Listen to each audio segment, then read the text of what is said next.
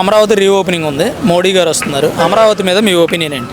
మోడీ గారు, పవన్ కళ్యాణ్ గారు, నారా చంద్రబాబు నాయుడు గారు ఆధ్వర్యంలో ఫస్ట్ జగన్ టైంలో ఏదో చిన్న చిన్న తప్పులు జరిగిపోయినాయి. నెక్స్ట్ మాత్రం అలా ఉండదు, నెంబర్ వన్గా ఉంటుంది. ఖచ్చితంగా అమరావతి డెవలప్ చేస్తారంటారా? సెకండ్ టైము మరి అందుకే కదా దీన్ని ఇది అంటున్నారు, దాన్ని ఏమంటున్నారు, రీఓపెనింగ్ మరి చేసేది అందుకే కదా, చక్కగా నెంబర్ వన్గా చేయాలనే ఆలోచనతోనే చేస్తున్నారు. అది అపోనెంట్ వాళ్ళు ఏమంటున్నారంటే అమరావతిలో ఏదేం లేదు అన్న గ్రాఫిక్స్ అంటున్నారు కదా, దానికి ఏమంటారు? అబ్బో ఇలాంటివన్నీ చాలా మాట్లాడారుగా 5 సంవత్సరాల్లో.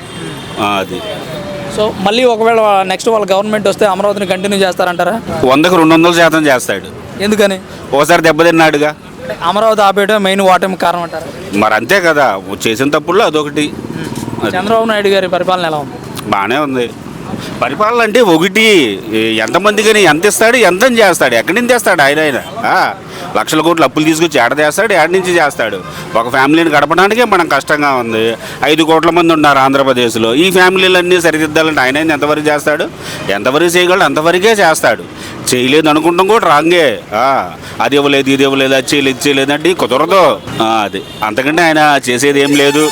చేయలేదని కూడా మనం అనుకోకూడదు. ఆయన చేసినంత వరకు చేస్తున్నాడు.